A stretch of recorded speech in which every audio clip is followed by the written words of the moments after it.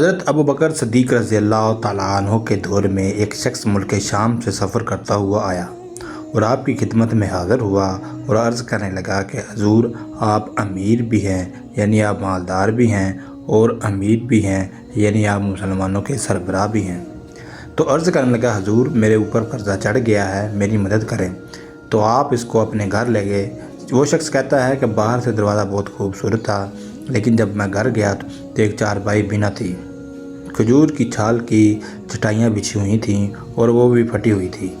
فرماتے ہیں کہ سیدنا صدیق اکبر رضی اللہ تعالیٰ عنہ نے مجھے چٹائی پر بٹھا لیا اور مجھے کہنے لگے کہ یار ایک عجیب بات نہ بتاؤں؟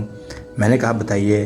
تو عرض کرنے لگے 3 دن سے میں نے ایک اناج کا ٹکڑا بھی نہیں کھایا، میں نے ایک اناج کا دانہ بھی نہیں کھایا، کھجور پر گزارا کر لیتا ہوں۔ آج کل میرے حالات کچھ ٹھیک نہیں ہیں۔ تو شخص کہنے لگا کہ حضور میں پھر اب کیا کروں؟ میں تو بہت دور سے امید لگا کر آیا تھا۔ تو فرمانے لگے تو عثمان غنی رضی اللہ تعالیٰ عنہ کے پاس چلا جا۔ وہ شخص کہنے لگا مجھے تو بہت سارے پیسے چاہیے ہیں۔ تو آپ نے فرمایا تیری سوچ وہاں ختم ہوتی ہے جہاں سے عثمان غنی رضی اللہ تعالیٰ عنہ کی سخاوت شروع ہوتی ہے، تو جا ان کے پاس۔ وہ شخص کہنے لگا کہ آپ کا نام لوں کہ مجھے امیر المومنین نے بھیجا ہے؟ تو فرمایا اس کی ضرورت نہیں پڑے گی، صرف اتنا بتا دینا کہ میں مقروض ہوں اور رسول اللہ صلی اللہ علیہ وسلم کا نوکر ہوں۔ وہ شخص کہنے لگا کہ میں دلیل حوالہ مانگیں گے۔ فرمایا عثمان سخاوت کرتے وقت دلیل یا حوالے نہیں مانگتے۔ عثمان رضی اللہ تعالیٰ عنہ اللہ کی راہ میں دیتے ہوئے تفتیش نہیں کرتے اور سخاوت کرتے وقت ٹٹولنا عثمان رضی اللہ تعالیٰ عنہ کی عادت نہیں ہے۔ وہ شخص کہتا ہے کہ میں چلا گیا، پوچھتا دروازے پر دستک دی۔ حضرت عثمان غنی کے اندر سے بولنے کی آوازیں آ رہی تھی، اپنے بچوں کو ڈانٹ رہے تھے کہ یار تم لوگ دودھ کے اندر شہد ملا کر پیتے ہو، خرچہ تھوڑا کم کرو، اتنا خرچہ بڑھا دیا ہے، دودھ بھی میٹھا ہے، شہد بھی میٹھا ہے، ایک چیز استعمال کر لو۔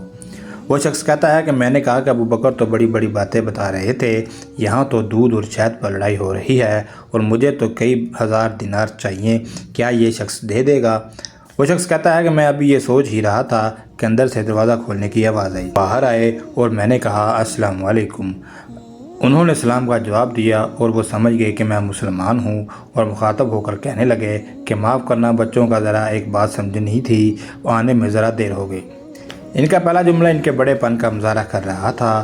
پھر دروازہ کھولا اور مجھے انہوں نے گھر بٹھایا اور میرے لیے جو پہلی چیز پیش کی گئی تھی وہ دودھ میں شہد ڈال کر دیا گیا تھا اور پھر کھجور کا حلوہ پیش کیا۔ وہ شخص کہتا ہے کہ میرے دل میں خیال آیا کہ عجیب شخص ہے، گھر والوں کے ساتھ جھگڑا کر رہے تھے، ایک چیز استعمال کیا کرو، میرے لیے 3 چیزیں رکھی ہیں۔ لیکن ابھی میرا تصور جمع نہیں تھا کہ میں نے دل میں خیال کیا کہ اتنا تگڑا نہیں جتنا ابو بکر صدیق رضی اللہ تعالیٰ عنہ نے بتایا ہے۔ وہ شخص کہتا ہے کہ کھلانے پلانے کے بعد پوچھنے لگے کہ کیسے آئے ہو؟ میں نے کہا میں مسلمان ہوں اور ملک شام کے گاؤں کا رہنے والا ہوں اور کچھ کاروباری مشکلات آئی ہیں تو قرضہ میرے اوپر چڑھ گیا ہے اور میرے اوپر قرضہ ہے اور مجھے کچھ پیسوں کی ضرورت ہے۔ کہنے لگا تو میں نے کچھ پیسے کہا تو انہوں نے ایک آواز دی تو ایک غلام اونٹ پر سامان لدا ہوا لے کر حاضر ہوا۔ وہ شخص کہتا ہے کہ مجھے 3000 اشرفیاں چاہیے تھیں۔